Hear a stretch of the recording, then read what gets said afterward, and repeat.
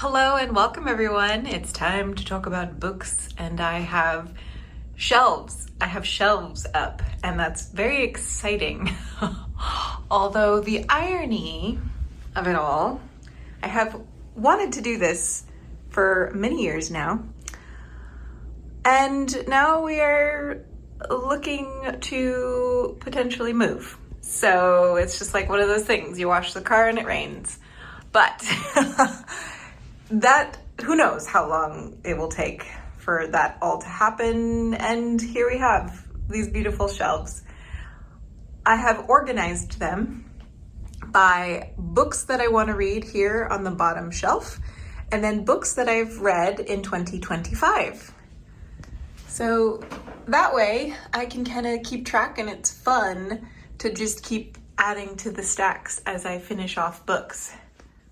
It's also fun to get to look at books that I want to read this year or next year, sometime in the near-ish future. And it all is above my little desk here. And then I have books that I'm currently reading.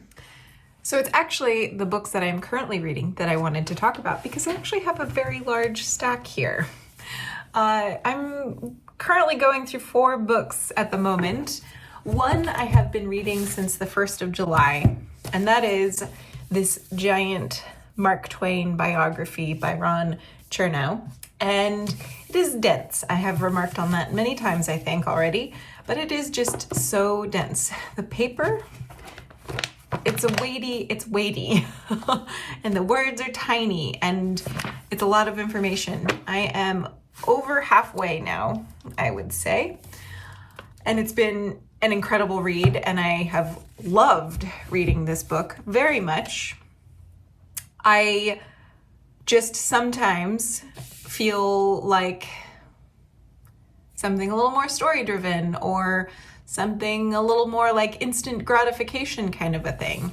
This is very, very interesting, and I have so many opinions on so many ideas of who Mark Twain was and some conflicting ideas. But for the most part, I think the more I read, the more I wish that I had gotten the opportunity to see him lecture. I think that would have been just a really, really special thing. What an incredible person that exists in our history. Since reading that book, I've actually finished 4 other books and have now 3 more that I'm currently reading because I've just I read a chapter a day and then I read something else for the rest of the time in general. So I'm working through the Agatha Christie Poirot series, trying to catch up on the books that I have in my collection. I made a whole video about this. This is the 3rd book chronologically in the series, which is actually a collection of short stories. And I'm over halfway through this one. And then, and I want to say that I haven't enjoyed reading these short stories as much as I have in the past. And partly because I think I'm craving a little bit more. They're very quick and they go by very quick, and there's not a lot of exploration happening because it's just like, here's the case and then Poirot solves it. And so you don't really get to know the characters very well or the area or, just like the whole space. I do love how these stories, though, translated into the TV series with David Suchet. I think they made great for TV film stories. And then I was like, did that make any sense? And then I'm reading Everything is Tuberculosis with Brian. So we're reading this out loud to each other. And we're about that far in, which is almost to the halfway point. It's actually a very, very easy and quick read. I think John Green writes very conversationally, so it just flows very nicely and is very captivating the whole time. And it is easy to read out loud in the sense that it is so conversationally, the words just kind of pour out very fluidly. It has been very challenging, though, to read on the flip side because there have been several pages and chapters in which I can hardly get through a sentence without crying, because there's some really rough topics in this book about tuberculosis. It's a really horrible disease.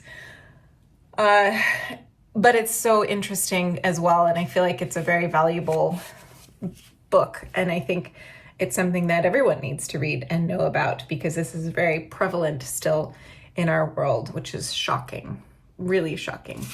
And so I think John Green has done an outstanding job bringing this to the public and making it a really accessible book for a wide audience of people to just inform the world that this is a thing that's going on, and it's really horrific because it doesn't have to. And I think that's the point of that book. I'm also reading, and I just started this last night actually because I couldn't sleep and I felt like my brain was too busy, and I felt like none of the books that I was reading would really be enough of a distraction to because I feel like I'd just be reading the sentences while my brain is busy thinking about a million other things. And so a graphic novel seemed like the perfect solution. And this one is On a Sunbeam by Tillie Walden. I actually read one of her other graphic novels this year called Are You Listening? And I really liked it. It's just got very moody, atmospheric, muted comic panels. And I liked that a lot. It was just very captivating. And this one is very similar in that you have these very color themes on a page. And it just really sets the tone to be this super atmospheric and moody graphic novel. The story has also been really compelling, and both of them have this very mysterious kind of empty vibe where you're I don't really know where this is all going, and everything feels so vast and the world feels so big, and there's a loneliness in them, but they're just really beautifully done, and I'm enjoying this one quite a bit. I'll be finished with this today because graphic novels are quick to read, and so far I think I might be enjoying this one even more than Are You Listening? And I hope that Tillie Walden continues to produce graphic novels, because I really, really like her storytelling and her story style. And excuse me, and that is it. My throat suddenly feels very dry. So I'm going to end this here, and thank you all for watching. Happy reading.